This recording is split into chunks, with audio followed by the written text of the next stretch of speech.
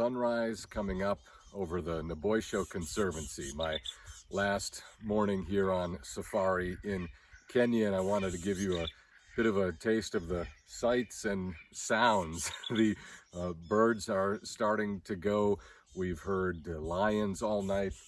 About 100 yards over my shoulder last night coming to my tent, my Maasai guide was able to shine his flashlight and we picked up the eyes reflecting of lions back at us. They were roaring throughout the night. We've had impala walk past this morning. There was a hyena over there earlier this morning.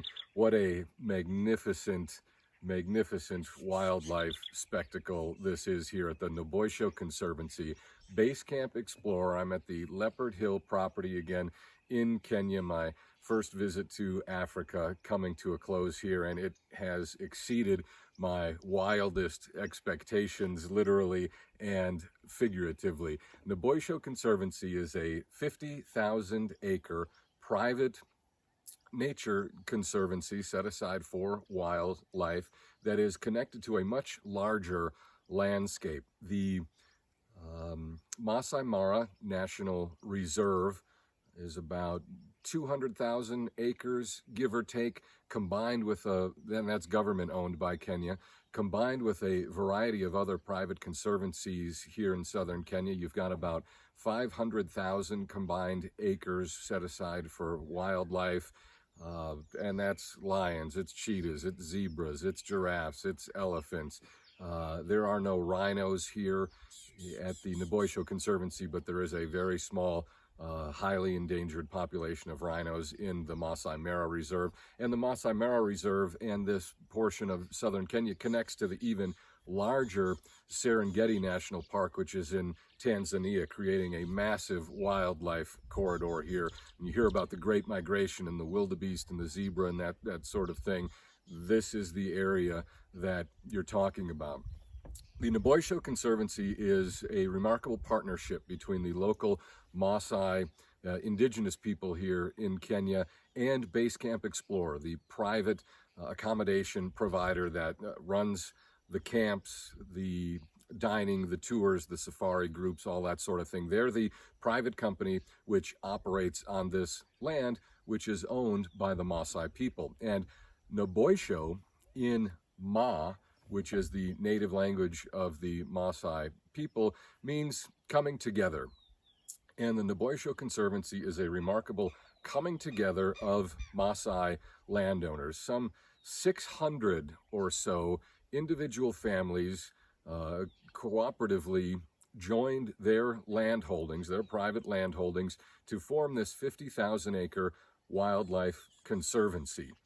They did so in order to protect the wildlife, obviously, but also so that Basecamp Explorer, the private accommodations tour operator, could use this for tourism, could bring people here from all over the world to share in this remarkable setting. And Basecamp Explorer has leased this landscape from the Maasai landowners and provides the Maasai landowners with a sustainable, predictable income stream that provides for it to make sense for them to keep this area wild. In the United States, we would call this a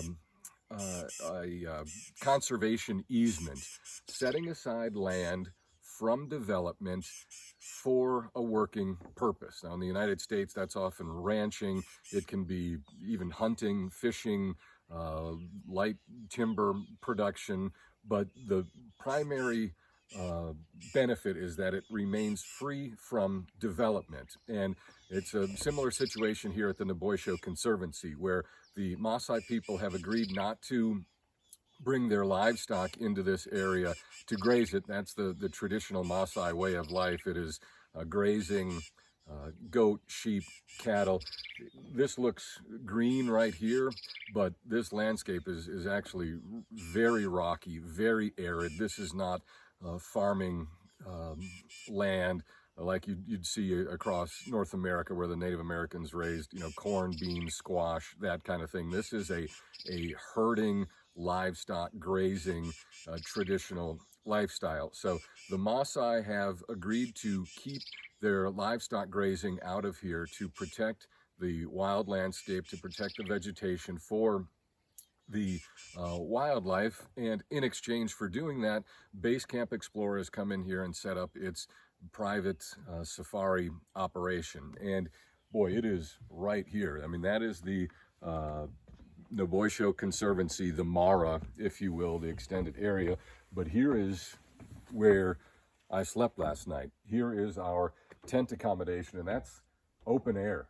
It is as close to nature as you're going to get here in Kenya without sleeping on the ground. And that tent has a special feature where it's got what amounts to a skylight. There's a retractable roof that opens up an approximately 15 by 6 foot screen to look at the stars while you lay in bed overnight. And you can imagine what the stars look like here. Incredible dark skies. And it's now about 6:20 in the morning.